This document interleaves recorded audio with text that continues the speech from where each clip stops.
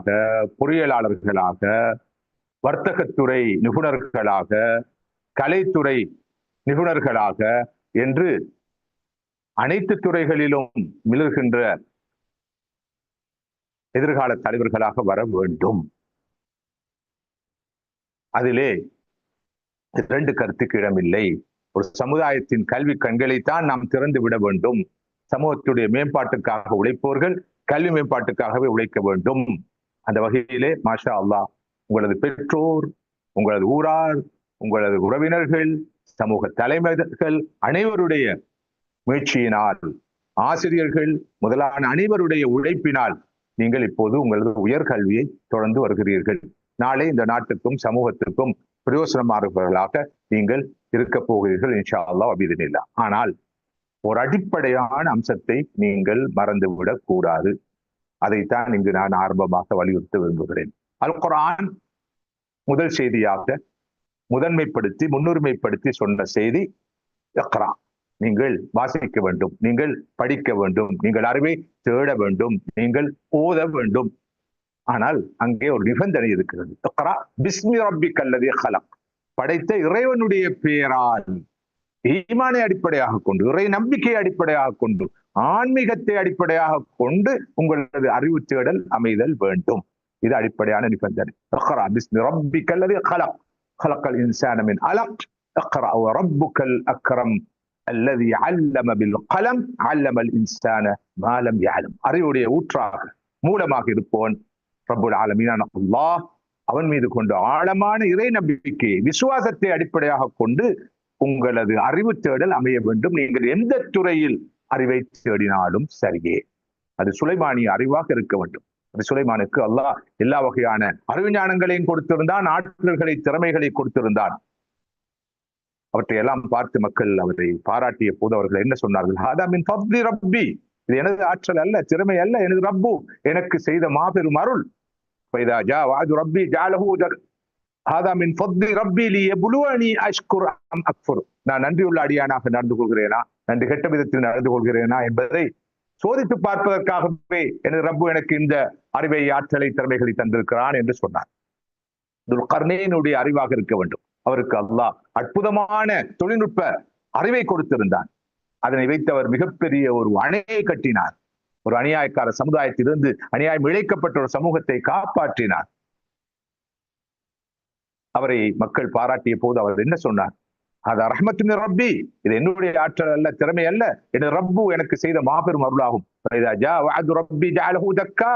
எனது ரப்புடைய வாக்களிக்கப்பட்ட அந்த மறுமை நாள் வருகிற போது உங்கள் கண்ணெதிரே காட்சி அளிக்கும் இந்த அணை இருக்கிறதே, மதில் இருக்கிறது, தூள் தூளாக போய்விடும். நிச்சயமாக எனது இறைவன், எனது ரப்பு வாக்களித்த அந்த மறுமை நாள் வந்தே தீரும் என்ற செய்தியை சொல்கிறார். இத்தகைய விஞ்ஞானிகளாக, மருத்துவர்களாக, துறைசார் நிபுணர்களாக, மேதைகளாக, அறிஞர்களாக நீங்கள் வர வேண்டும். உங்களது அறிவும் ஆராய்ச்சியும் சிந்தனையும் ஈமானை, இறை நம்பிக்கையை, இறை விசுவாசத்தை அடிப்படையாக கொண்டு அமைதல் வேண்டும். அந்த வகையில் தான் இந்த அமர்வு முக்கியத்துவம் பெறுகிறது. இது வெறுமனே ஒரு சாதாரண ஆன்மீக அமர்வாக பார்க்கப்படலாகாது. நமது அடிப்படை நிபந்தனையை நாம் பூர்த்தி செய்யக்கூடிய வகையிலே ஒழுங்கு செய்யப்படுகின்ற அமர்வுகளாக, அமர்வு தொடர்களாகவே பார்க்கப்பட வேண்டும். மதிப்புக்குரிய சகோதரர்களே, சகோதரிகளே, நாம் புனிதமான ரமலானுடைய மாதத்தில் இருக்கிறோம். ரமலான் மாதம் என்பது மூமின்களுடைய சீசன், பருவகாலம்.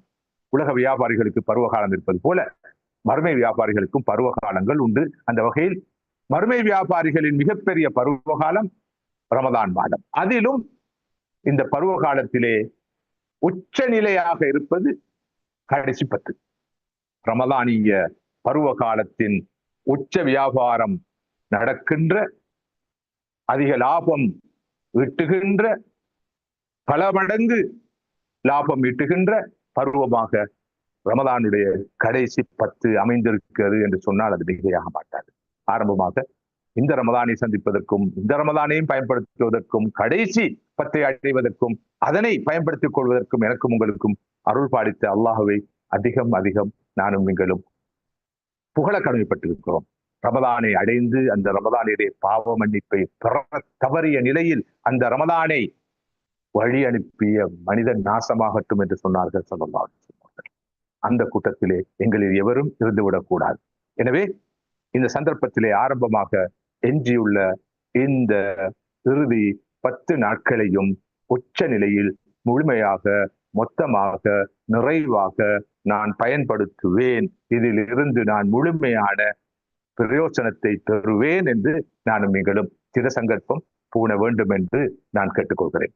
ரசூலுல்லாஹி ஸல்லல்லாஹு அலைஹி வஸல்லம் அவர்கள் தான் நமக்கு குதுவா, நமக்கு முன்மாதிரி. அவர்களுடைய சுன்னா, அவர்களுடைய வாழ்க்கை முறை வழிமுறை தான் நமக்கு வழிகாட்டி. அந்த வகையிலே ஸல்லல்லாஹு அலைஹி வஸல்லம் அவர்கள் கடைசி 10 ரமலானுடைய இறுதி பகுதியிலே எப்படி நடந்து கொண்டார்கள் என்பதை இங்கு நாம் நினைத்து பார்க்க வேண்டும். சஹாபாக்கள் சொல்வார்கள், ஸல்லல்லாஹு அலைஹி வஸல்லம் அவர்கள் கடைசி 10 வந்து விட்டால், ரமலானுடைய இறுதி பகுதி வந்து விட்டால், வாரி கட்டி கொண்டு தனது குடும்பத்தாரை விட்டு, மனைவிமாரை விட்டு ஒதுங்கி, தூரமாகி, விலகி இரவை அவர்கள் ஹயாத்தாக்குவார்கள், உயிர்ப்பிப்பார்கள். மாத்திரமல்ல, தனது குடும்பத்தாரையும் இரவிலே விழிக்கச் செய்வார்கள். சஹீஹ் புகாரி, சஹீஹ் முஸ்லிமிலே பதிவாக இருக்கிற ஆதாரபூர்வமான நபிமொழி. மற்றும் ஒரு அறிவிப்பிலே, சஹீஹ் முஸ்லிமிலே பதிவாக இருக்கிற அறிவிப்பு இது. ஸல்லல்லாஹு அலைஹி வஸல்லம் அவர்கள் ஏனைய காலங்களை விட மிக தீவிரமாக ரமலானுடைய இறுதி பகுதியிலே பெருமுயற்சியில் ஈடுபடுவார்கள், தீவிரமாக அமல் இபாதத்தில் ஈடுபடுவார்கள் என்ற செய்தி பதியப்பட்டிருக்கிறது. இமாம் இப்னு ரஜப் அல் ஹம்பலி ரஹ்மத்துல்லாஹி அவர்கள் சொல்கிறார்கள், ஸல்லல்லாஹு அலைஹி வஸல்லம் அவர்கள் ரமலானுடைய மாதத்திலே ஆரம்ப நாட்களிலே செய்யாத அமல்களை எல்லாம், அதிகமான அமல்களை எல்லாம் கடைசி 10 செய்பவர்களாக இருந்தார்கள். கடைசி 10 விசேடமான அமல்களையே ஸல்லல்லாஹு அலைஹி வஸல்லம் அவர்கள் வைத்திருந்தார்கள் என்ற செய்தியை இமாம் இப்னு ரஜப் அல் ஹம்பலி ரஹ்மத்துல்லாஹி அவர்கள் நமக்கு சொல்கிறார்கள். முதலாவதாக கடைசி 10 ஸல்லல்லாஹு அலைஹி வஸல்லம் அவர்கள் செய்த அமல் இஹ்யாஉல் லைல், இரவை முழுமையாக ஹயாத்தாக்குவது. அன்னை ஆயிஷா ரலியல்லாஹு அன்ஹா அவர்கள் சொல்கிறார்கள், இந்த ஹதீஸுடைய நம்பகத்தன்மையிலே ஒரு கோளாறு இருந்த போதிலும் இது மேற்கோள் காட்டத்தக்கது என்று அறிஞர்கள் சொல்வார்கள். ஸல்லல்லாஹு அலைஹி வஸல்லம் அவர்கள் ரமலானுடைய முதல் 20 நாட்களும் தொழுவார்கள், தூங்குவார்கள், கியாமுல் லைலிலும் ஈடுபடுவார்கள். ஆனால் கடைசி பகுதி வந்துவிட்டால், கடைசி 10 வந்துவிட்டால், அவர்கள் ஷம்மரவ ஷத்தல் மீசர், அதாவது வாரி கட்டிக்கொண்டு அவர்கள் அமல்களிலே குதிப்பார்கள். விட்டாரை விட்டு, குடும்பத்தாரை விட்டு விலகி முழுமையாக வணக்க வழிபாடுகளிலே இரவெல்லாம் ஈடுபடுவார்கள். அந்த வகையிலே ஒரு சாராருடைய கருத்துப்படி முழு இரவும் அவர்கள் வணக்கத்தில் ஈடுபடுவார்கள். இன்னொரு சாராரின் கருத்துப்படி இரவின் மிக பெரும்பாலான பகுதியிலே ஸல்லல்லாஹு அலைஹி வஸல்லம் அவர்கள் கடைசி 10 அமல்களிலே இபாதத்துகளில் ஈடுபடுவார்கள். இது நபி அவர்கள் கடைசி 10 செய்து வந்த ஒரு அமல், இஹ்யாஉல் லைல், இரவை ஹயாத்தாக்குவது. பல அமல்களை கொண்டு, பல வணக்க வழிபாடுகளை கொண்டு முழுக்க இரவை ஹயாத்தாக்குவது. இரண்டாவதாக, தான் மாத்திரம் அமல்கள் ஈடுபடாமல் நபி அவர்கள் செய்த மற்றும் ஒரு சுன்னா இருக்கிறது. கான யூகிது அஹ்லஹு லிஸ்ஸலா, தனது குடும்பத்தாரை இறுதி 10 வந்து விட்டால் நபி அவர்கள் தட்டி எழுப்புவார்கள், தூக்கத்திலிருந்து விழிக்குமாறு சொல்லுவார்கள். குறிப்பாக கடைசி 10 நபி அவர்களிடம் இந்த வழமை இருந்தது. இது பற்றிய ஹதீசுகளை பார்க்கிறோம். நபி அவர்கள் கடைசி 10 வந்து விட்டால் பெரியவர், சிறியவர், வளர்ந்தவர்கள், சிறியவர்கள் என்ற பாகுபாடு இல்லாமல் அனைவரையும் தட்டி எழுப்புவார்கள். எழுப்புவீர்களாக, அமல்களில், இபாதத்துகளில், கியாமில் ஈடுபடுவீர்களாக என்று பணிப்பார்கள். மற்றும் ஒரு வகையான ஹதீஸிலே சொல்லப்பட்டிருக்கிற ஒரு செய்தியும் இங்கு மேற்கோள் காட்டத்தக்கது. ஸல்லல்லாஹு அலைஹி வஸல்லம் அவர்கள் கடைசி 10 வந்து விட்டால் அன்னை ஃபாத்திமா ரலியல்லாஹு அன்ஹா அவர்களையும் அவருடைய கணவர் அலி ரலியல்லாஹு அன்ஹு அவர்களையும் இரவிலே போய் தட்டி எழுப்புவார்கள். அவர்கள் இருவரையும் விழித்து, அலா தக்கூமான் ஃபதுஸல்லியா, நீங்கள் கண் விழித்து எழுந்து தொழுவதில்லையா என்று சொல்வார்கள். பிறகு வீட்டுக்கு வந்து அன்னை ஆயிஷா ரலியல்லாஹு அன்ஹா அவர்களையும் தட்டி எழுப்புவார்கள். இரவிலே அனைவரும் விழித்து வணக்க வழிபாடுகளில் ஈடுபட வேண்டும். இந்த வகையிலே இந்த கடைசி 10 நாம் செய்யக்கூடிய முக்கியமான ஒரு அமல், நாம் அமல் செய்வது மாத்திரமல்ல, குடும்பத்தாரை, நமது மனைவி, மக்கள், பிள்ளைகள், பெற்றோர்கள், சகோதரர்கள், சகோதரிகள், வீட்டில் இருக்கிற உறுப்பினர்களை நாம் கியாமுக்காக, இரவை ஹயாத்தாக்குவதற்காக எழுப்ப வேண்டும். இதுவும் இந்த கடைசி 10 நாம் செய்யக்கூடிய மற்றொரு அமல். இவற்றோடு சகோதரர்களே, இந்த கடைசி 10 நபி அவர்கள் செய்து வந்த மற்றொரு அமல் பற்றியும் பிரஸ்தாபிக்கப்பட்டிருக்கிறது. ஸல்லல்லாஹு அலைஹி வஸல்லம் கடைசி 10 இரவுகளிலே மக்ரிபுக்கும் இஷாவுக்கும் இடையிலே குளிப்பார்கள். இருக்கும் ஆடைகளிலே புத்தாடைகளை அணிந்து கொள்வார்கள், நறுமணம் பூசிக்கொள்வார்கள். இது தொடர்பாக வந்த ஹதீசுகள் சம்பந்தமாகவும் சில மாறுபட்ட கருத்துக்கள் இருந்த போதிலும் நமது ஆரம்பகால சலபுகள் முன்னோர்கள் எல்லோரும் போல இந்த சுண்ணாவை கடைபிடித்து வந்திருக்கிறார்கள். எல்லோரும் போல கடைசி பத்துடைய இரவிலே மகரிபுக்கும் இஷாவுக்கும் இடையிலே குளிப்பார்கள். குளித்து புத்தாடைகளை அணிந்து கொள்வார்கள், நறுமணம் பூசிக்கொள்வார்கள். உண்மையில் 1000 மாதங்களை விட மேலான லைலத்துல் கத்ருடைய அந்த மகத்தான சந்தர்ப்பத்தை, பாக்கியத்தை பெற்றுக்கொள்ள வேண்டும், அதனை வரவேற்க வேண்டும், அதனை அடைந்து கொள்ள வேண்டும் என்ற எதிர்பார்ப்பு தான் இதற்கு முக்கியமான காரணமாக இருந்தது. நிறைய சஹாபாக்கள், தாபியூன்கள், அத்பாஉ தாபியீன்கள் இவ்வாறு நடந்திருக்கிறார்கள்.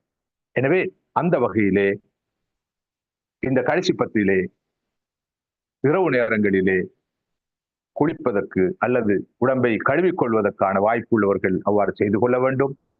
புத்தாடைகளை அணிந்து கொள்ள வேண்டும், நறுமணம் பூசிக்கொள்ள வேண்டும். அதனை தொடர்ந்து அவர்கள் அமல்களிலே, இபாதத்துகளிலே தீவிர ஆர்வம் காட்ட வேண்டும்.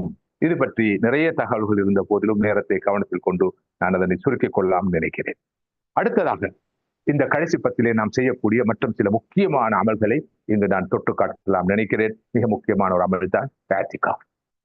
இந்த கடைசி பத்திலே ஸல்லல்லாஹு அலைஹி வஸல்லம் அவர்கள் தவறாமல் வஃபாத்து வரைக்கும், தன் மௌத்து வரைக்கும் செய்து வந்த முக்கியமான ஒரு அமல் தான் ஸல்லல்லாஹு அலைஹி வஸல்லம் அவர்கள் கடைசி பத்திலே இஅ்திகாஃப் இருப்பார்கள். இது பற்றி நிறையவே பேசப்பட்டிருக்கிறது. கடைசி பத்திலே இஅ்திகாஃப் இருப்பது சுன்னா முஅக்கதா, மிக முக்கியமான, பலவந்தமான, வலியுறுத்தப்பட்ட ஒரு சுன்னா என்ற கருத்தை இப்னு பத்தால் முதலான பெரிய இமாம்கள் தெளிவாக சொல்லியிருக்கிறார்கள். ஸல்லல்லாஹு அலைஹி வஸல்லம் அவர்கள் ரமலான் மாதத்தின் இறுதி பத்து வந்து விட்டால் அவர்கள் இஅ்திகாஃப் இருப்பார்கள். வஃபாத்து வரைக்கும் அவர்கள் இந்த அமலை செய்து வந்ததாக அன்னை ஆயிஷா ரலியல்லாஹு அன்ஹா அவர்கள் அறிவிக்கிறார்கள். அபூ ஹுரைரா ரலியல்லாஹு அன்ஹு அவர்கள் சற்று வித்தியாசமாக சொல்கிறார்கள். ரமலான் மாதம் வந்துவிட்டால் ஸல்லல்லாஹு அலைஹி வஸல்லம் அவர்கள் 20 நாட்கள் இஅ்திகாஃப் இருந்திருக்கிறார்கள். ஆரம்ப காலத்தில் 10 நாட்கள் இருந்தார்கள். அவருடைய வாழ்க்கையின் பிந்திய காலத்திலே 20 நாட்கள் இஅ்திகாஃப் இருந்ததாக அபூ ஹுரைரா ரலியல்லாஹு அன்ஹு அவர்கள் அறிவிக்கிறார்கள். உண்மையிலே இஅ்திகாஃபுடைய நோக்கம் மிக தெளிவானது. ஒருவர் தஸ்கியாவை பெறுவதுதான் ரமலானுடைய அடிப்படையான பிரதானமான இலக்கு.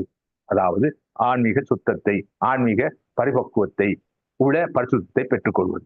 இந்த பியூரிபிகேஷன் ஆஃப் சோல் என்று வழங்கப்படுகின்ற ஆன்மீக பரிசுத்தத்தை பெறுவதற்கு 4 வழிகள் உண்டு. ஒன்று பசித்திருத்தல், 2வது விழித்திருத்தல், 3வது தனித்திருத்தல், 4வதாக மௌனம் காத்தல்.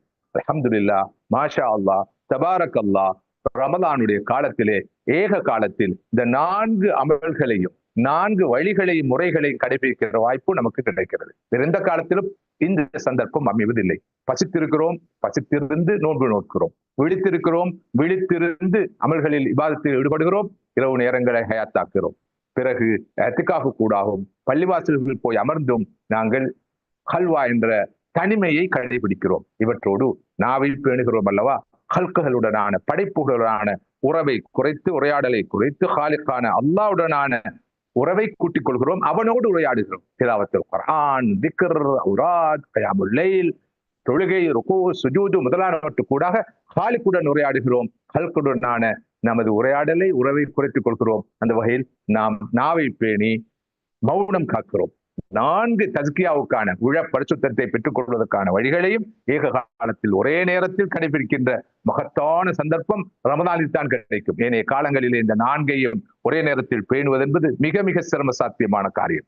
இந்த வகையிலே இஅ்திகாஃப் ரமலானுடைய இறுதி பகுதியில் கடைசி பத்தில் நாம் நிறைவேற்றக்கூடிய இந்த அமலை பொறுத்தவரையில், ஹயாத்தாக்கக்கூடிய இந்த சுண்ணாவை பொறுத்தவரையில் இந்த 4ஐயும் ஏக காலத்திலே கடைபிடிக்கிற வாய்ப்பு கிடைக்கிறது. ஒரு பக்கம் பசித்திருப்போம், கடைசி 10 நாளும் நோன்பு என்ற வகையிலே, விழித்திருப்போம், இரவெல்லாம் நின்று வணங்குவோம், அமளி பார்த்து ஈடுபடுவோம். அதே நேரம் நாம் நாவை பேணுவோம் என்ற நாம் இருப்பது இஅ்திகாஃபில்.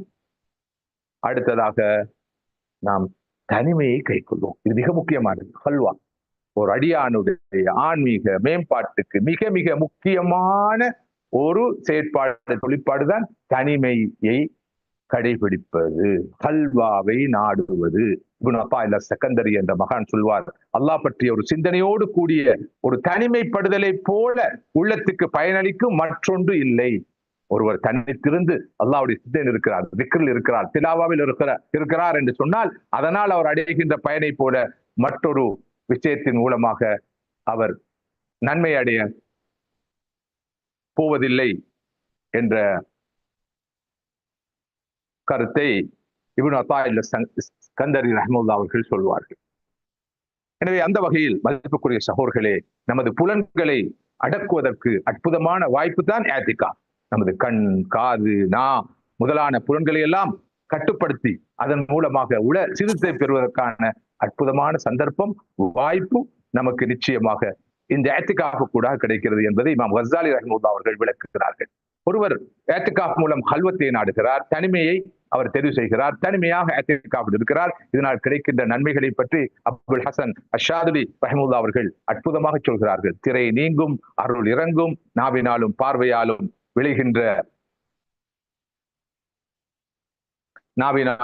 பார்வையினாலும் விளையக்கூடிய விபரீதங்களிலிருந்து பாதுகாப்பு பெற முடியும். முகச்சுதி முதலான பாவங்களிலிருந்து உள்ளத்தை பாதுகாத்துக் கொள்ள முடியும். பற்றற்ற வாழ்வு, உள்ளதை கொண்டு திருப்தி அடைகின்ற மனோநிலை, அந்த பக்குவம், கெட்டவரின் சகவாசத்தை தவிர்ப்பதற்கான சந்தர்ப்பம், வணக்க வழிபாடுகளும் திக்ரிலும் தன்னை முழுமையாக ஈடுபடுத்திக் கொள்வதற்கான சந்தர்ப்பம், இபாதத்துகளே இன்பத்தை அனுபவிக்கின்ற வாய்ப்பு, உடலும் உள்ளமும் ஓய்வையும் சுகத்தையும் பெற்றுக்கொள்ளும் சந்தர்ப்பம், வீணான சர்ச்சைகளிலிருந்தும் தீங்குகளிலிருந்தும் உள்ளம் பாதுகாப்பு பெறுவது, சிந்திப்பது, படிப்பினை பெறுவது, இப்படி கல்வத் என்ற தனிமையை நாடுவதன் மூலமாக ஒருவர் பெற்றுக்கொள்ள முடியும் என்று அவர்கள் விளக்குவார்கள். உண்மையான இன்பமும் உற்சாகமும் சுறுசுறுப்பும் பலமும் கல்வத்தினால் கிடைக்கின்ற நன்மைகள் என்று அபூ தாலிபுல் மக்கி என்ற மகான் சொல்லுவார். கோத்துல் குலூப் வ முஆமலத்துல் மஹ்பூப் என்ற நூலின் ஆசிரியர் ஜுனைதுல் பக்தாதி ஷேக் சூஃபியா என்று வர்ணிக்கப்படுகின்ற அந்த அறிஞர் சொல்லுவார், அந்த மகான் சொல்லுவார், நான் அடைந்திருக்கிற ஆரோக்கியமான ஆன்மீக நிலைக்கு எனது 30 ஆண்டு கால கல்வத்தே காரணம்.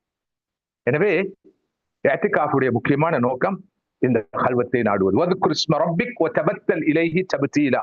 மனித தொடர்பை துண்டித்து அல்லாஹ்வின் பக்கம் திரும்பி அவனை நீ திக்ர் செய்வீராக. எனவே ஆண்கள் மஸ்ஜிதிலே இஅ்திகாஃப் இருப்பது போல பெண்களும் வீடுகளிலே தமக்கென்று ஒரு அறையை, ஒரு இடத்தை ஒதுக்கி கொண்டு அவர்கள் கல்வத்திலிருந்து, தனிமையிலிருந்து இந்த கடைசி பத்திலே அமல்களில், இபாதத்துகளில், வணக்க வழிபாடுகளில், நற்காரியங்களில் ஈடுபட வேண்டிய தேவை அவசியம் இருக்கிறது. இவற்றோடு சகோதரர்களே, சகோதரிகளே, இந்த கடைசி பத்தின் அது சிறப்பும் முழு ரமதானுடைய சிறப்பும் தங்கி இருப்பது லைலத்துல் கத்ருடைய இரவிலே. இந்த லைலத்துல் கத்ரை இலக்காக கொண்டு, நோக்காக கொண்டு அதனை அடைந்து விட வேண்டுமே என்ற அந்த ஆர்வத்தினாலும் ஆசையினாலும் வேட்கையினாலும் தான் முழு ரமலானையும் நாங்கள் ஹயாத்தாக்குகிறோம்.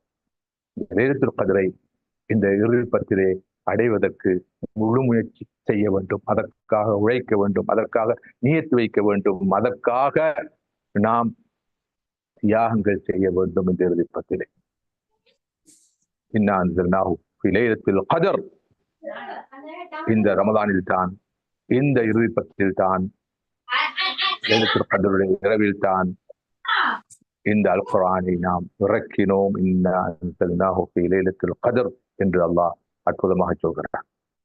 எனவே அல்லாஹ்வுடைய கலாமான அல் குர்ஆன் இறக்கி அருளப்பட்ட அந்த நாளை, அந்த இரவை எதிர்பார்த்துத்தான் நாம் வணக்க வழிபாடுகள் ஈடுபடுகிறோம். வமா அத்ராக மா லைலத்துல் கத்ர். அந்த லைலத்துல் கத்ர் என்பது சாமானியமானது அல்ல. அது எவ்வளவு மகத்துவம் மிக்கது, கண்ணியம் மிக்கது என்பதை அல்லாஹ் அந்த சூறாவிலே அடுத்து வரும் வசனங்களில் சொல்கிறான். அந்த அற்புதமான லைலத்துல் கத்ருடைய இரவை அடைந்து கொள்ள முயற்சிக்கின்ற மிகப்பெரிய கடப்பாடு நமக்கு இருக்கிறது. அந்த லைலத்துல் கத்ரை அடைய வேண்டும் என்ற வகையிலே அமல்களிலும் இபாதத்துகளிலும் தீவிரமாக ஈடுபட வேண்டும். ஒரு பக்கம் நோன்பு, இன்னொரு பக்கம் கயாம், மறுபக்கம் துஆ, அதே போல க்ராஅத்துல் குர்ஆன், திக்ருகள், ஔராதுகள் என்று நாம் ஈடுபடுகிற போது நிச்சயமாக 1000 மாதங்கள் செய்த அமல்களுடைய சவாபை, நன்மையை நாம் குறுகிய காலத்திற்குள் ஒரே நாளில், ஒரே இரவில், சில போது அந்த கடைசி பத்திலே நாம் பெற்றுக்கொள்ளக்கூடிய வாய்ப்பு இருக்கும். லைலத்துல் கத்ருடைய இரவு அடைய தரப்பட முடியும் என்றிருந்தால், அந்த இரவை நாம் அடைய முடியும் என்றிருந்தால் வேறு ஒரு பேரு இருக்க மாட்டார். அதுதான் மிகப்பெரிய பேராக இருக்கும். அந்த நாளிலே ஷைத்தான் கூட வெளியே வரமாட்டான் என்று ஸல்லல்லாஹு அலைஹி வஸல்லம் சொல்கிறார்கள். லைலத்துல் கத்ருடைய இரவாகிவிட்டால் ஷைத்தானுடைய ஊசலாட்டம் இருக்காது, இப்லீசுடைய ஊசலாட்டம் இருக்காது, ஷைத்தான்களுடைய ஊசலாட்டம் இருக்காது என்று செய்தியை ஸல்லல்லாஹு அலைஹி வஸல்லம் சொல்கிறார்கள். அடுத்த நாள் காலை வரைக்கும் ஷைத்தானுடைய கெடுபிடிகளில் இருந்து நாம் பாதுகாப்பு பெறலாம். லா யஹ்ருஜு ஷைத்தானுஹா ஹத்தா யஹ்ருஜ ஃபஜ்ருஹா. லைலத்துல் கத்ருடைய ஃபஜ்ர் உதயம் வரும் வரைக்கும் ஷைத்தான் வெளிவர மாட்டான். அத்தகைய ஒரு மிகப்பெரிய மகத்துவம் மிக்க இரவுதான் லைலத்துல் கத்ருடைய இரவு. சலாமுன் ஹிய ஹத்தா மத்லஇல் ஃபஜ்ர். உதயம் வரும் வரைக்கும், ஃபஜ்ர் உதயமாகும் வரைக்கும் சலாம் சலாம் சலாம். சாந்திமயமான இரவு அது. 1000 மாதங்களை விட சிறந்த இரவு அது. சாந்திமயமான இரவு என்றால் ஒரு பக்கம் அல்லாஹ்வுடைய சாந்தி கிடைத்துக் கொண்டிருக்கும், அல்லாஹ்வுடைய பரக்காத்துகள் ஹைராத்துகள் கிடைத்துக் கொண்டிருக்கும், சலாமத் கிடைத்துக் கொண்டிருக்கும். மறுபக்கம் ஷைத்தானில் இருந்தும் அவருடைய தீங்களில் இருந்தும் சலாமத் பெறும் வாய்ப்பு கிடைத்துக் கொண்டே இருக்கும். இப்னு அப்பாஸ் ரலியல்லாஹு அன்ஹு அவர் சொல்கிறார்கள், லைலத்துல் கத்ருடைய இரவு வந்துவிட்டால் ரமதானில் பொதுவாக லைலத்துல் கத்ருடைய இரவிலே குறிப்பாகவும் குழப்பமான ஷைத்தான்கள் விலங்கிடப்படுவார்கள், ஜின்களிலே உள்ள குழப்பவாதிகள் விலங்கிடக்கப்படுவார்கள், வானத்தின் கதவுகள் திறக்கப்படும், சுவன்லோகத்து வாயில்கள் திறக்கப்படும், தௌபாவுடைய வாயில்களும் திறக்கப்படும் என்ற கருத்தை இப்னு அப்பாஸ் ரலியல்லாஹு அன்ஹு சொல்றாங்க. சாமானியமான இரவு அல்ல, நாம் இன்ஷா அல்லாஹ் எதிர்நோக்கி இருக்கிற இரவு. அந்த இரவு நாளை வரலாம், நாளை மறுநாள் வரலாம். இப்போது இனி நாம் எதிர்நோக்கி இருக்கிற எந்த ஒரு நாளிலும் வரலாம்.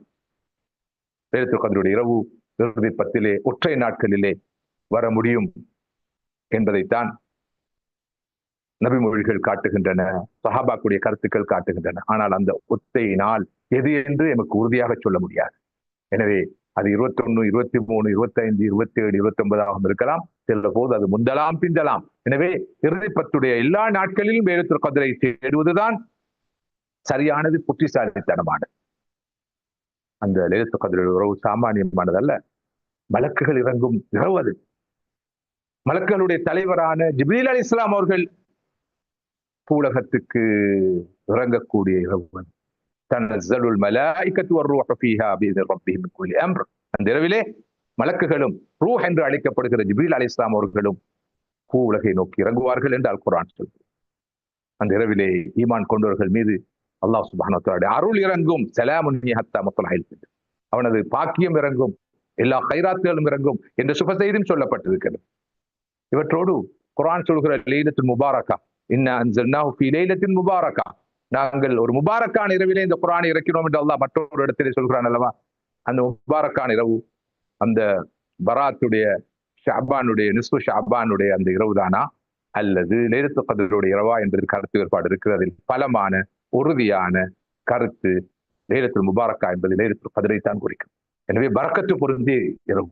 இந்த இரவை அடைய தவறியவர் எவ்வளவு பெரிய துர்ப்பாக்கியசாலியாக இருப்பார். அது மாத்திரமல்ல, லைலத்துல் கத்ருடைய இரவில் தான் கலா கத்ர் நிர்ணயிக்கப்படுகிறது. பல புதிய நிர்ணயங்கள், தீர்மானங்கள், முடிவுகள் அல்லாஹ்வின் பக்கத்திலிருந்து பெறப்படுகின்றன. ஃபீஹா யுஃப்ரகு குல்லு அம்ரின் ஹகீம் என்று குர்ஆன் சொல்கிறது.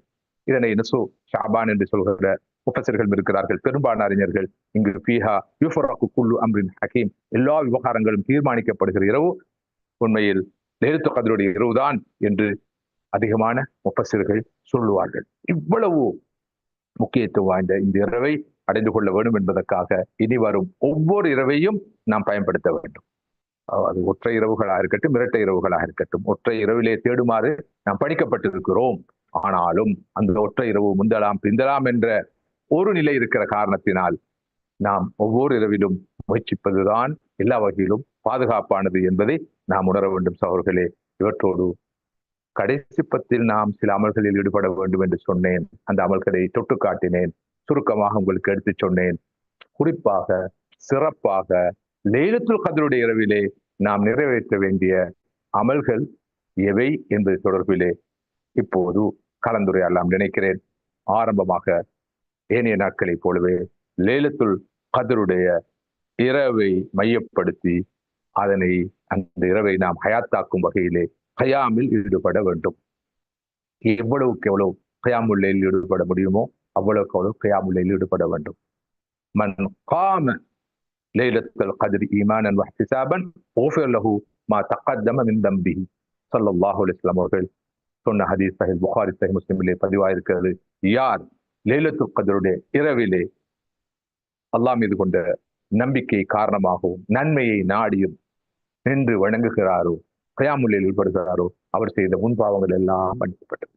எனவே ஆரம்பமாக லைலத்துல் கத்ருடைய இரவு என்று நாம் கருதும் இரவுகளிலே பொதுவாக நான் குறிப்பிட்ட கடைசி 10களிலே, குறிப்பாக கடைசி 10 ஒற்றை நாட்களிலே லைலத்துல் கத்ரை நாடி தேடி நாம் ஆரம்பமாக கயாமுல்லையில் ஈடுபட வேண்டும்.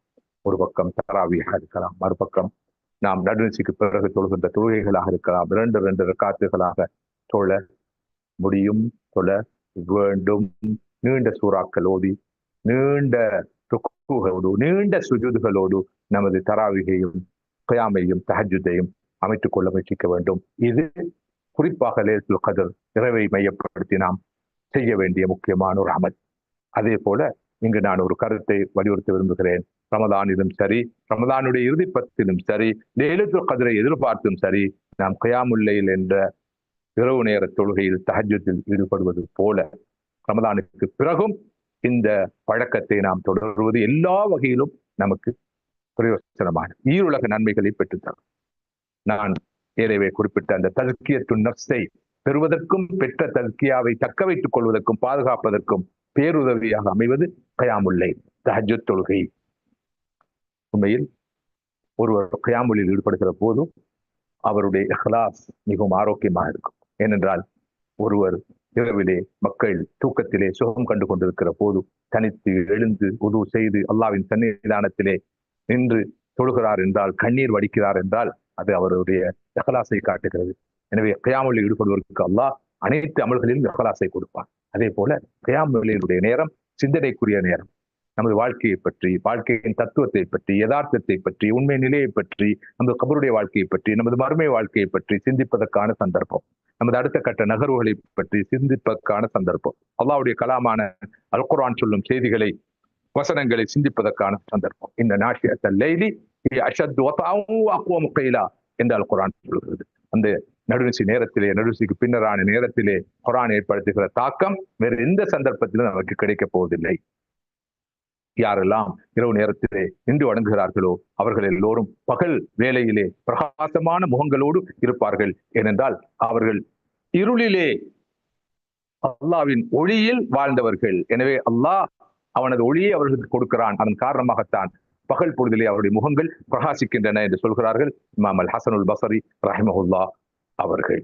உண்மையில் ஒரு அடியான் அல்லாஹ்வுக்கு மிக நெருக்கமாக இருக்கிற சந்தர்ப்பம் சுஜூதுடைய நிலை. அதே போல ஒரு அடியான் அல்லாஹ்வுக்கு மிக மிக நெருக்கமாக இருக்கிற சந்தர்ப்பம் தான் நடுநிசி நேரம். எனவே ஸல்லல்லாஹு அலைஹி சொன்னார்கள், அல்லாஹ்வுக்கு மிக நெருக்கமாக இருக்கிற அந்த நேரத்திலே அல்லாஹ்வை நினைவு கூர்க்கிற அடியானாக உன்னால் இருக்க முடியும் என்றிருந்தால் நீ அப்படி இருப்பதற்கு முயற்சி செய் என்று சொன்னார்கள். இது ஒரு சஹீஹான ஹதீஸாக நசாயிலும் திருமதியிலும் பதிவாயிருக்கிறது. அதே போல கயாமுல்லைல் தொழுகை பழக்கம் உள்ளவர்கள், கயாமுல்லைல் அமலில் ஈடுபடக்கூடியவர்கள் உடைய பேச்சிலா மிகப்பெரிய தாக்கம் வரும், நடத்தையினால் தாக்கம் வரும். அவர்களுடைய உரைகளாக இருக்கலாம், பயான்களாக இருக்கலாம், விளக்கங்களாக இருக்கலாம், அனைத்திலும் மிகப்பெரிய தாக்கம் இருக்கும். ஏனென்றால் அவர்கள் கயாமுல்லைல் என்ற பாசறையில் உருவானவர்கள். அவர்களுடைய வார்த்தைகளுக்கு, வசனங்களுக்கு அலாதியான தனியான தாக்கம், இம்பாக்ட் இருக்கும் என்பதை நாம் புரிந்து கொள்ள வேண்டும். இவற்றோடு கயாமுல்லைலுடைய நேரம் இருக்கிறது, அந்த இரவு நேரம் இருக்கிறது, நடுநிசி நேரம் இருக்கிறது, நடுநிசிக்கு பிந்திய அந்த வேலை இருக்கிறது, அது தௌபாவுடைய நேரம், மகஃபிரத்துடைய நேரம். ரப்புல் ஆலமீன் அல்லாஹ் முதலாம் வானத்துக்கு இறங்கி என்னிடம் கேட்பவர்கள் இருக்கிறார்களா, இதோ நான் கொடுக்க தயாராக இருக்கிறேன். என்னிடம் பிரார்த்திப்பவர்கள் இருக்கிறார்களா, இதோ அவருடைய பிரார்த்தனைக்கு பதில் சொல்ல நான் தயாராக இருக்கிறேன். என்னிடம் மன்னிப்பு கோருகிறார்களா, அவருடைய பாவ மன்னிப்பை ஏற்று அவர்களுக்கு மகஃபிரத்தை வழங்க நான் தயாராக இருக்கிறேன் என்று அல்லாஹ் சொல்லும் நேரம் அந்த இரவு நேரம், நடுநிசி பிந்திய நேரம். எனவே அதனை பொதுவாக எல்லா காலங்களிலும் பயன்படுத்த வேண்டும்.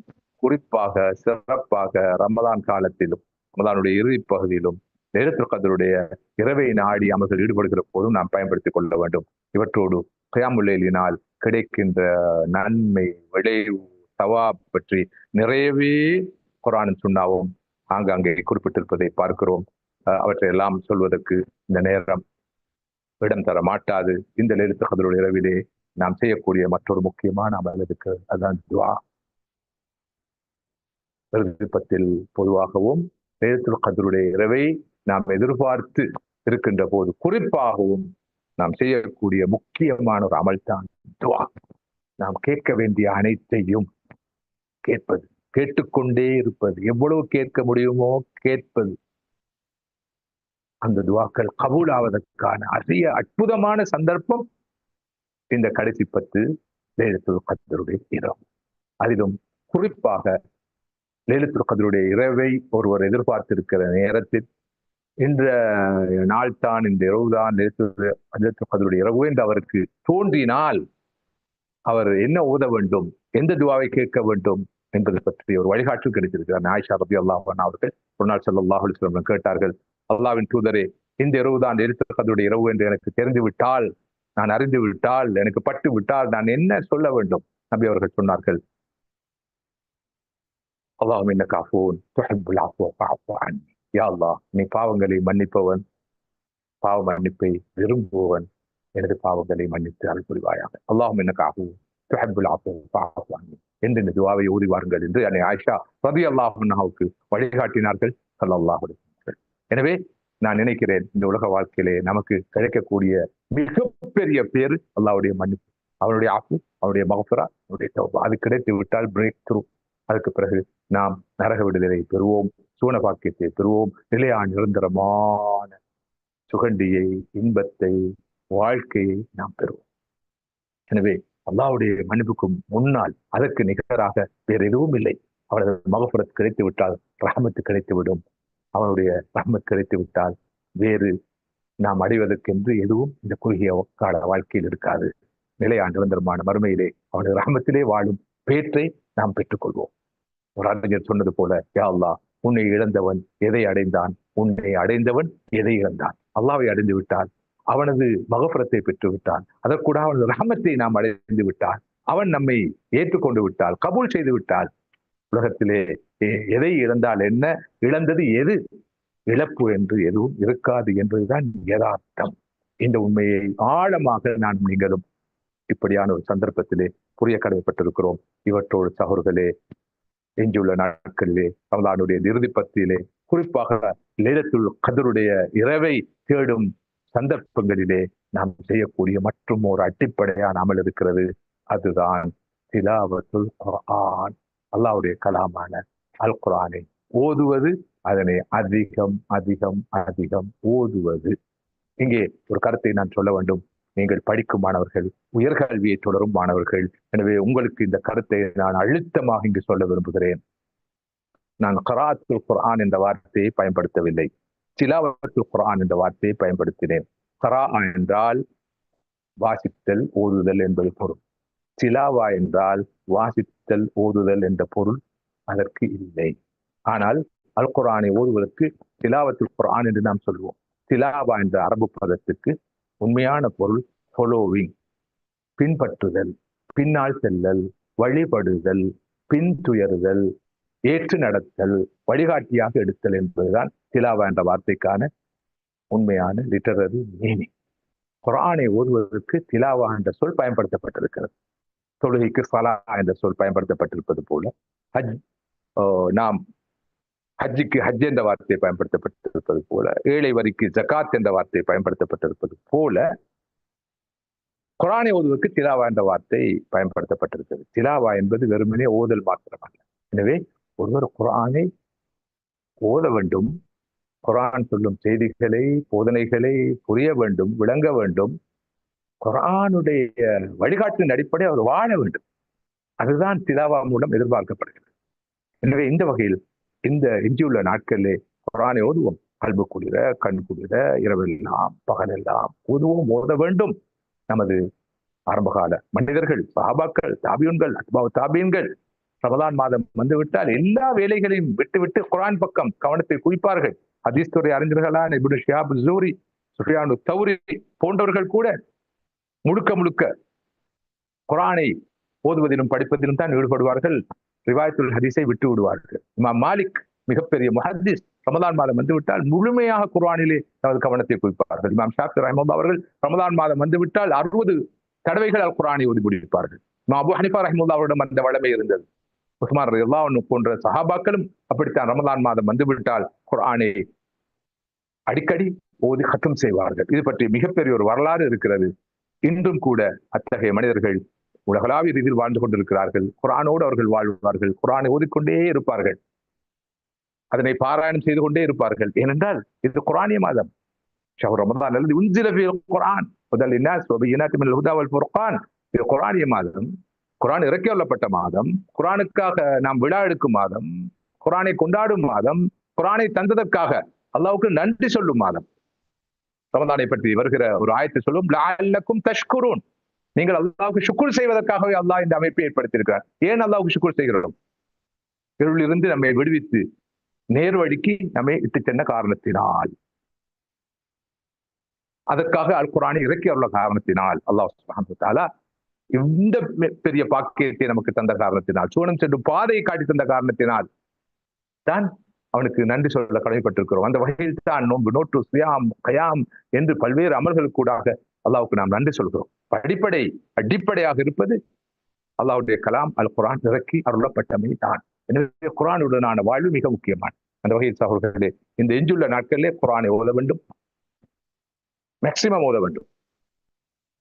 நல்ல நாட்களில், சிறப்பான நாட்களில், சிறப்பான இடங்களில் குர்ஆனை அதிகம் ஓதி முடிப்பதிலே எந்த தவறும் பிழையும் இல்லை. அதே போல குர்ஆனை திருத்தமாக ஓத முயற்சிக்க வேண்டும். அதற்கான பயிற்சியை பெற வேண்டும். அதனை கற்க வேண்டும். வரத்தில் குர்ஆன் தர்த்தீலா, குர்ஆன் நீங்கள் திருத்தமாக ஓதுங்கள் என்று குர்ஆன் சொல்லுது. பிறகு குர்ஆனை தஜ்வீதுடைய சட்டங்களை பேணி ராகமாக ஓத நாம் பழக வேண்டும். மல்லம் யதகன்ன பில் குர்ஆன் ஃபலைஸ மின்னா. யார் அல் குர்ஆனை ராகமாக ஓதவில்லையோ அவர்கள் நம்மை சேர்ந்தவர்கள் அல்ல என்று ஸல்லல்லாஹு அலைஹி வஸல்லம் சொன்னார்கள். எனவே அல் குர்ஆனை ஓத வேண்டும், அதனை திருத்தமாக ஓத வேண்டும், அதனை ராகமாக ஓத வேண்டும். அடுத்ததாக ததப்புல் குர்ஆன், குர்ஆனுடைய வசனங்களை நாம் சீர்தூக்கி பார்க்க வேண்டும், ஆராய வேண்டும், சொல்லும் செய்திகளை விளங்க வேண்டும், கருத்துக்களை புரிய வேண்டும். அப்பலா யததப்பருல் குர்ஆன் அம் அலா குலூபின் அக்ஃபாலுஹா. அவர்கள் இந்த குர்ஆனை பார்க்க மாட்டார்களா, ஆராய மாட்டார்களா? இது சொல்லும் செய்திகளை அவர்கள் சீர்தூக்கி நோக்க மாட்டார்களா? அவருடைய உள்ளங்களிலே தாளிடப்பட்டிருக்கிறதா, பூட்டு போடப்பட்டிருக்கிறான் அல்லாஹ் கண்டிக்கும் தோரணையில் கேட்கிறான். கிதாபுன் அன்ஸல்னாஹு முபாரக்குன் லியதப்பரு ஆயாத்தி வ லியதக்கருல் அல்பாப். இந்த முபாரக்கான வேதத்தை எதற்காக இறக்கி இருக்கிறோம்? இதில் உள்ள வசனங்களே, ஆயத்துக்களே அந்த மக்கள் சிந்திக்க வேண்டும் என்பதற்காக, விளங்க வேண்டும் என்பதற்காக. அறிவுள்ளவர்கள் படிப்பினை பெற வேண்டும், நல்லுணர்ச்சி பெற வேண்டும் என்பதற்காக என்று அல்லாஹ் அல் குர்ஆனிலே மற்றொரு இடத்திலே சொல்கிறான். எனவே குர்ஆனை ஓதுவது போல, திருத்தமாக ஓதுவது போல, ராகமாக ஓதுவது போல, அது சொல்லும் செய்திகளை விளங்குகின்ற கடப்பாடு நமக்கு இருக்கிறது. நாம் பல மொழிகளை படிக்கிறோம், பல கலைகளை படிக்கிறோம், பல பாடங்களை படிக்கிறோம், பல துறைகளில் பல்வேறு நிபுணத்துவங்களை பெறுகிறோம். நீங்கள் படிக்கிற மாணவன் வகையில் எத்தனை துறைகளை படித்துக் கொண்டிருக்கிறீர்கள். ஆனால் அல்லாஹ்வுடைய கலாம் மாத்திரம் நமக்கு புரியாது. அது வெறுமனே ஓதுவோம் கிளிப்பிள்ளை போல, அவ்வளவுதான், அதுக்கு மேல் குர்ஆனை விளங்குற வேலையெல்லாம் நமக்குள்ள வேலை அல்ல என்று சிந்திப்பது எவ்வளவு அபத்தமானது, பாரதூரமான ஒரு விஷயம் என்பதை நாம் சிந்தித்து பார்க்க வேண்டும். குர்ஆன் நமது நவிகேட்டர், நமது கைட். அந்த குர்ஆனுடைய வழிகாட்டலோடு தான் இந்த பயணத்தில் ஈடுபட வேண்டும். இது சூழல் நோக்கிய பயணம், மறுமை நோக்கிய பயணம், அல்லாஹ்வை நோக்கிய பயணம். குர்ஆனுடைய கைடன்ஸ் இல்லாத நிலையில், வழிகாட்டு இல்லாத நிலையில், அதை சுமக்காத நிலையில் இந்த பயணத்தை நம்மால் தொடர முடியாது. குர்ஆனை விட்டு நாம் விலகி இருப்பதுதான், தூரமாக இருப்பதுதான் நமது எல்லா அழிவுகளுக்கும், எல்லா வகையான நமது அவலங்களுக்கும், பிரச்சனைகளுக்கும் அடிப்படையான காரணம். அல்லாஹ்வுடைய கலாமை விட்டு வேறு எங்கு நாம் வழிகாட்டலை பெற முடியும், நேர் வழியை பெற முடியும், போதனைகளை பெற முடியும், அறிவுறுத்தல்களை பெற முடியும்? ரப்பல் ஆலமீன் அல்லாஹ்வுடைய கலாம், உலகத்தை படைத்து பரிபாலித்து ரட்சித்து காப்பாற்றுகின்ற அல்லாஹ்வுடைய கலாம், அது என்ன சொல்கிறது, எதை சொல்கிறது என்பதை பார்க்க வேண்டும். எனவேதான் குர்ஆனை ஓதுகிற போது தஹ்சீஸ் என்ற ஒரு நிலை இருக்கிறது. குர்ஆனை ஓதுகிற போது, படிக்கிற போது குர்ஆன் என்னை பார்த்து பேசுகிறது, என்னை விடுத்து பேசுகிறது. குர்ஆனுடைய ஒவ்வொரு வசனமும் என்னோடு பேசுகிறது என்ற உணர்வோடு குர்ஆனை நானும் நீங்களும் ஓத கடமைப்பட்டிருக்கிறோம். அத்தகைய உணர்வோடு நாம் ஓதினால் நிச்சயமாக குர்ஆன் மிகப்பெரிய தாக்கத்தை நமது வாழ்க்கையில் ஏற்படுத்தும், சந்தேகம் இல்லாமல். குர்ஆனோடு உயிரோட்டமான ஒரு உறவு வரும். இப்போது குர்ஆனை ஓதுவது சில போது சுமையாக இருக்கும், பாரமாக இருக்கும். ஆனால் குர்ஆனை எப்போது விளங்கி ஓத ஆரம்பிக்கிறோமோ, குர்ஆன் எனக்கு இறக்கி அருளப்பட்டது, என்னோடு பேசுகிறது என்ற உணர்வோடு அதனை ஓத ஆரம்பிக்கிறோமோ, அப்போது நிச்சயமாக குர்ஆன் நமக்கு பேரின்பமாக மாறும். நாம் சுவையான சாப்பாட்டிலே அனுபவிக்கின்ற இன்பத்தை விட மிகப்பெரிய இன்பத்தை அல்லாஹ்வுடைய கலாமான அல் குர்ஆனை ஓதுகிற போது உணர்வோம் என்பது மிகப்பெரிய உண்மை யதார்த்தம்.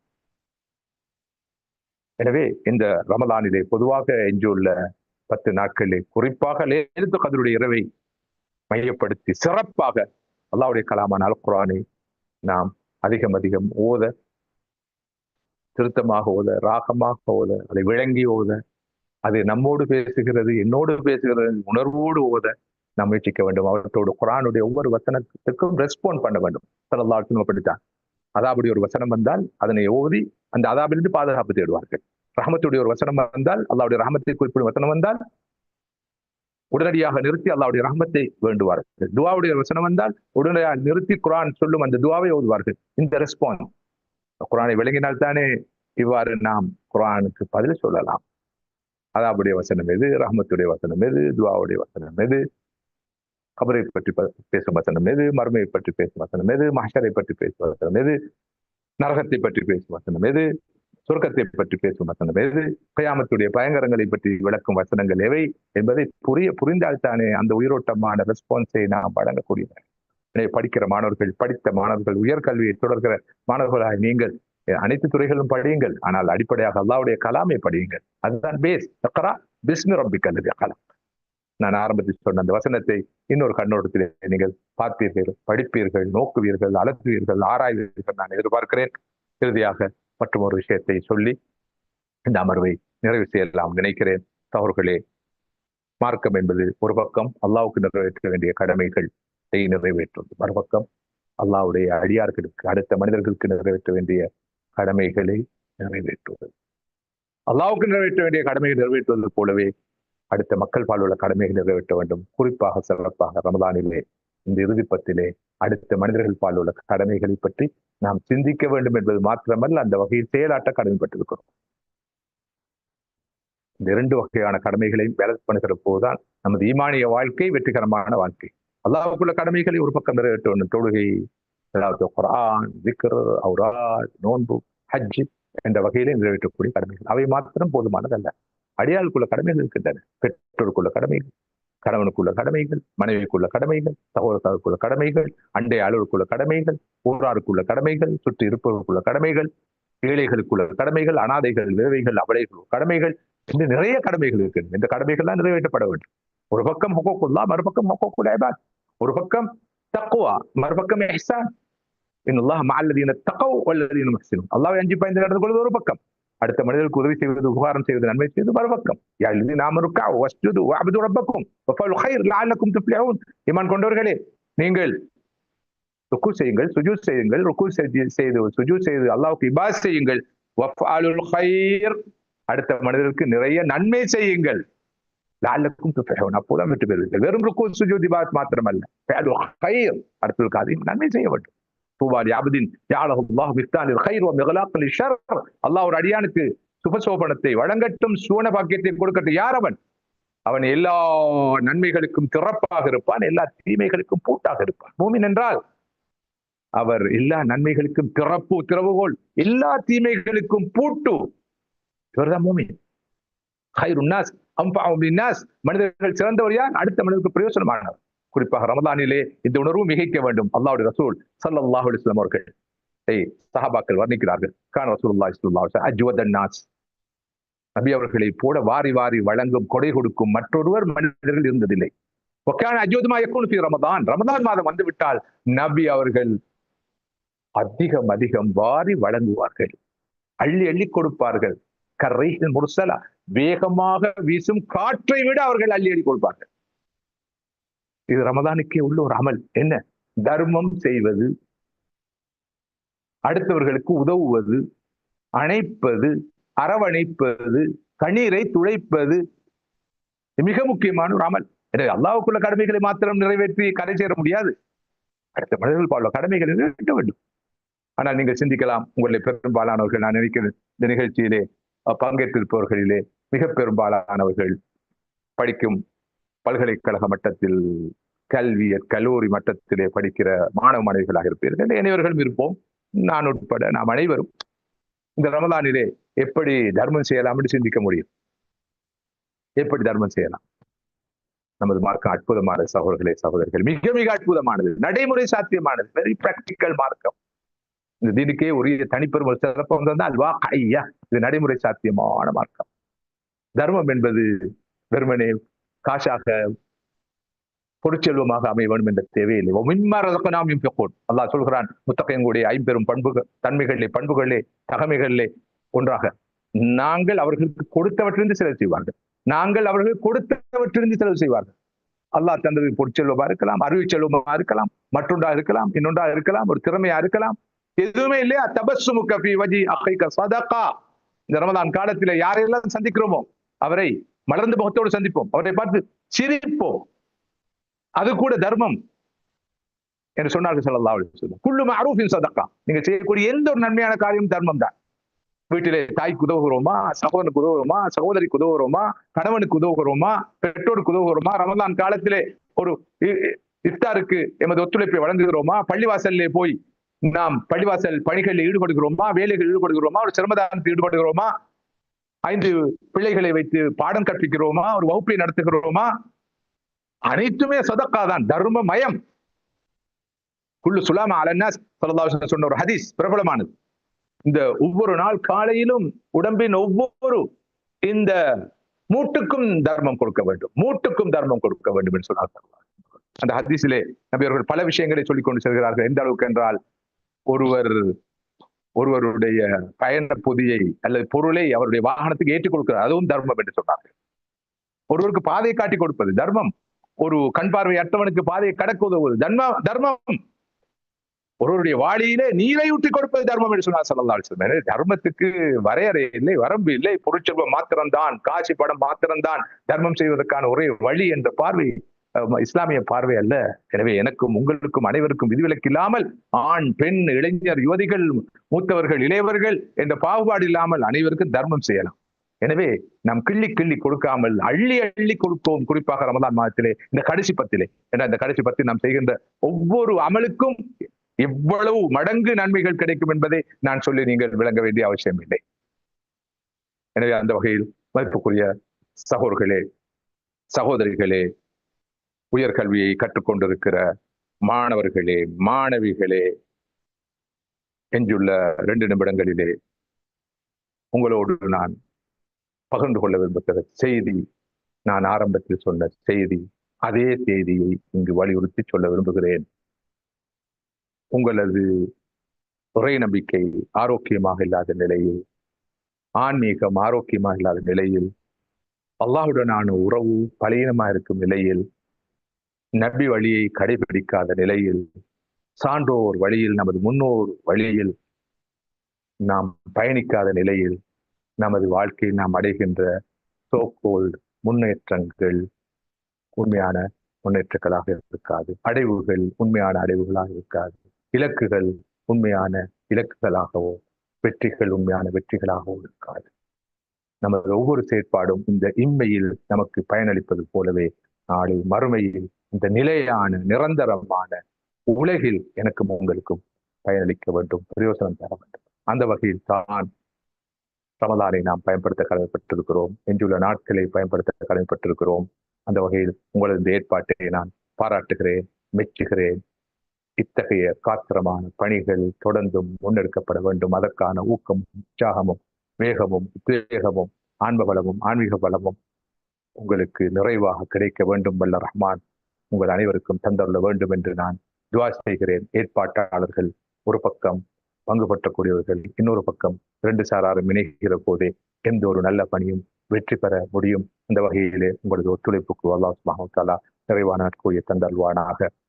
எஞ்சுள்ள நாட்களை உச்சநிலையில் முழுமையாக பயன்படுத்தும் சந்தர்ப்பத்தை, வாய்ப்பை, மனோ வலிமை ரப்புல் ஆலமீன் அல்லாஹ் எனக்கும் உங்களுக்கும் தந்த அருள் புரிவானாக.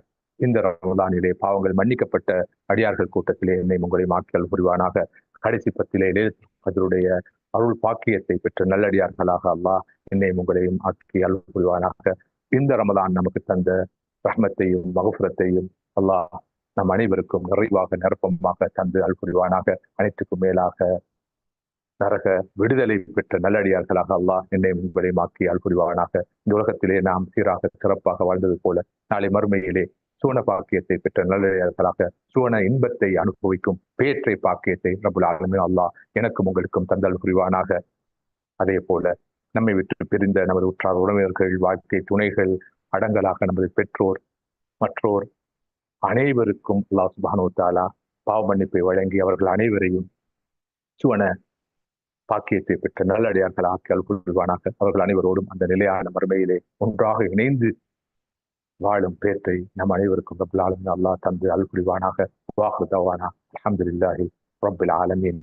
அஸ்ஸலாமு அலைக்கும் வரஹ்மத்துல்லாஹி வபரகாத்துஹு.